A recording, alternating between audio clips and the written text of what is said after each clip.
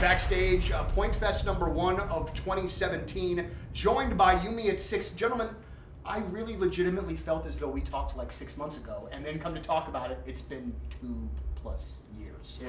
So, sorry about that. No, that's all right.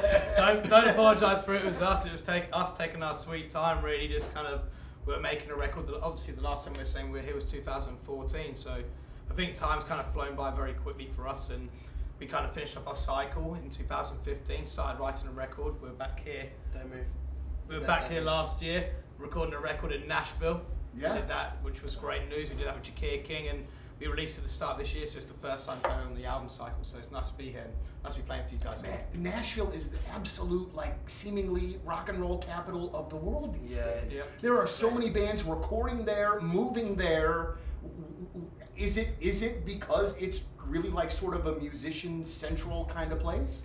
I don't know if you would agree with this, but I found that like it was the first place that I've been to in America for a long time where there's not a focus on anything other than like the music and like telling a story, and like that's not to in a sort of a detrimental way to anybody else, but we've made 2 records in LA now, and there's definitely like a socialite sort of undercurrent around everything you do as a band.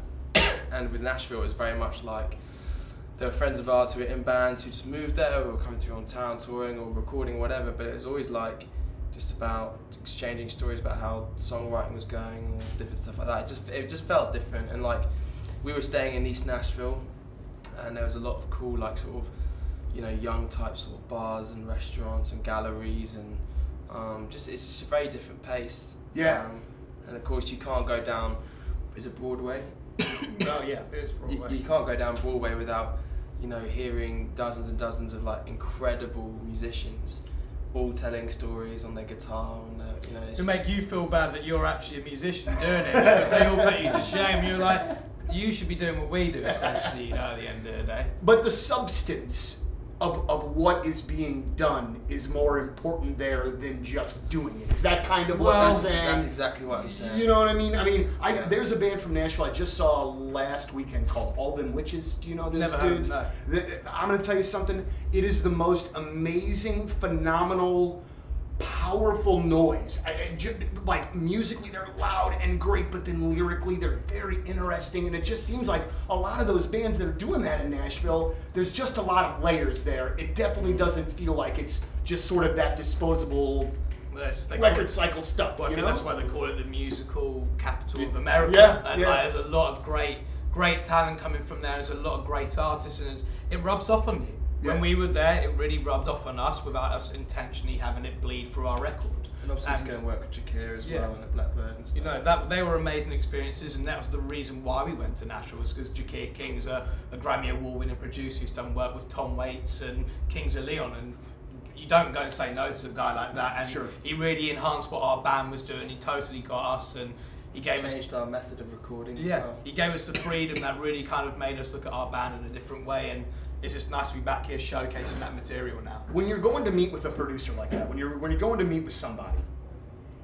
is your natural guard to be up, kind of like because this guy is going to be intimate with you for the recording session. So like, is it hard to kind of let him in and trust him to sort of turn the band things over to him? Because you're kind of sort of turning the keys over a bit when you're working with the guy, right? I think first and foremost, Jakir was on our bucket list for 2 records before this one of somebody we wanted to work with. So for us, when we were sort of banging our head against the wall at one point with this record, because we just weren't clicking with anybody, and we were going back and forth. We'd even recorded some other producers, and we got on a Skype call with him, and literally 20 minutes later, we were like, at the end of the call, he was like, right, so these are the dates, you come this time, you come that time, book your flights.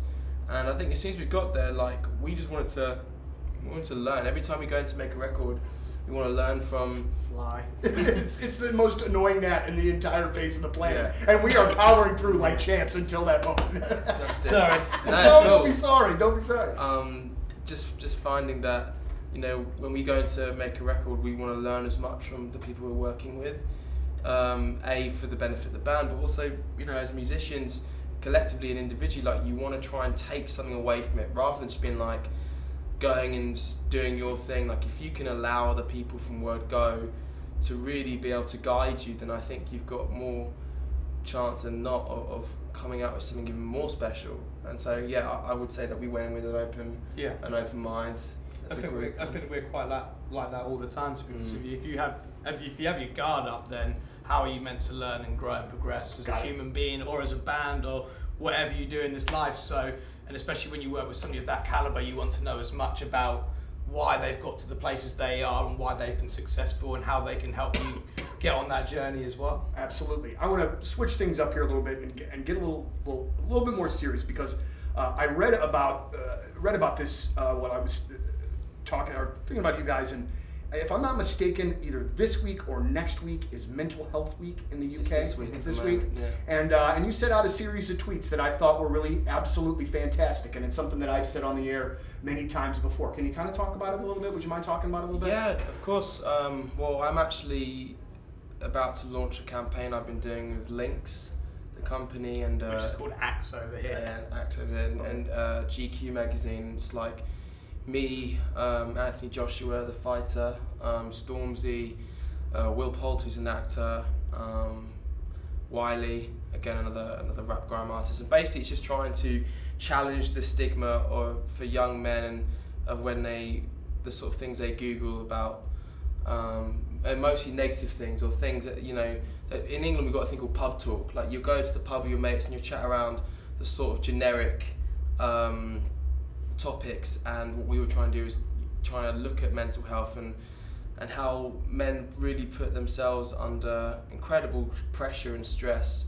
and often by not really opening up about it and talking about it. And it was just trying to show that like all 5 or 6 of us have had to go on our own journeys, and it's not always been easy, in trying to relay that to other men our ages and how it might help. But I think ultimately in regards to mental health, I think you know, very recently I've sort of come to accept that I need to bring in new things into my life that will help me sort of organise things, you know. And I think I think the word mental in mental health is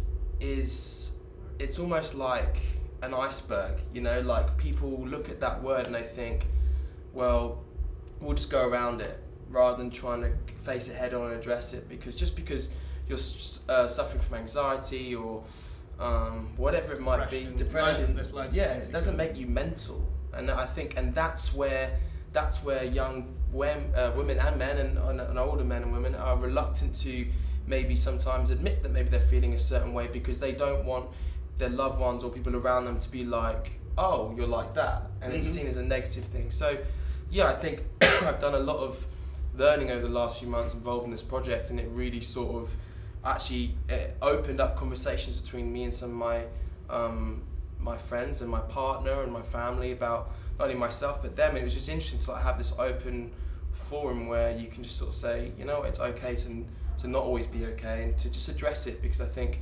knowing what your opponent is makes it easier to defeat them. 100%. So. Well, it's one of those things where, and this is an issue that's very near and dear to my heart, and I think it's one of those things. It's a couple things. It gets to be a little overwhelming. You think that you can power through, and that is not that easy. You know what I mean? Sometimes you need somebody to sit down and help you kind of break it apart, or you even know? just to listen to you. Absolutely. I think the first point about it is just talking about it and just kind of getting things off your chest, because the minute you do that, it's instantly you feel 20% better. Yeah. And that 20% is your way working towards what the end goal is about, getting through it and not being afraid of it. Well, just from where I stand, I thank you for saying those kinds of things, because I don't think that it's said enough.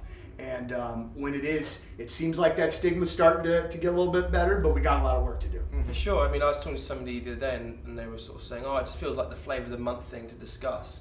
And I was like, no, I think actually what it is, it's a willingness of people to not just brush it to one side and not to sort of castigate people that feel like they suffer from it. And why should, if it is the flavour of the month, why shouldn't it be, and why shouldn't it be a topic that moving forward we have progression in, you know, and we can really actually help especially younger people as they're getting older, because I feel now we're in a society where it's so over the top all the time on vacuous things that really don't have much substance to them, but yet these young men and women feel that there's enormous pressure to be at a level in society, whether it be through social media platforms or even within their job or within the sports teams, like they've got to be as good as everybody else, and it's just accepting that that's not the real world, and it's okay to sort of not be like everybody else. And I think I think it's something that is a positive thing to talk about. Absolutely. So now this last thing, we're leaving on a good note here. Not that that's not a good note, but we're leaving on a happier note. So you guys, everybody in the band, everybody had their own like sort of clothing company. Did I read that correctly? Well, we did. At one point, yeah. At one What point. you did is so I'm 42. I'm a father of 3. I prefer cargo shorts and band t-shirts. Can you help me at all? Well, there probably isn't much help for me. I just kind of got to accept it. I feel like you're kind of making it your own now, though. Well, why change something a formula that's obviously been working? I had there was somebody that tweeted at me not very long ago, "Hey Donnie, nice cargo shorts," with the smiley face, and for a couple of days I didn't know if she was making fun of me or if she really liked my cargo shorts. So that's why I ask. I like your cargo shorts. Thank you. I Don't think, worry about her. I don't think the American people, in my way, I don't think that's sarcasm. I think that's her just being honest and nice. All right, I'll take And it. I back it as well. to be honest. Thank you very much, guys. Thank you so much for your time. It's great to talk to you again, and can't wait to see No you worries. again. Thanks very You, much. me, and Six backstage at Point Fest.